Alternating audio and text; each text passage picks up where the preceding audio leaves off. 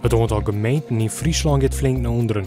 Allereerst als het onder onderhandelaars van VVD en PvdA leidt.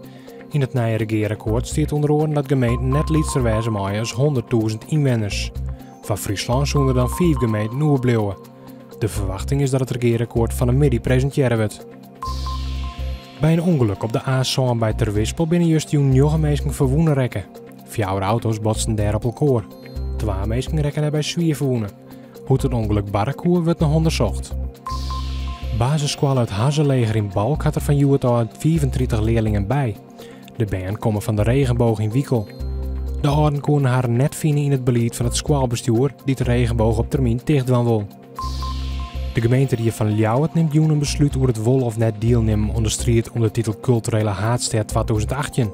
En hoewel dat dus nog net wis is, binnen van de morgen alvast een liefst 300.000 exemplaren van de speciale Hoes en Hoes informatiekranten drukt. Joen, buien met kans op tonger, letteren we het droeg en het wordt een gratis 5. Morgen opnieuw een soort bewolking, maar zo nou en dan rein, maar ik wat zinnen, het wordt dan halve graden.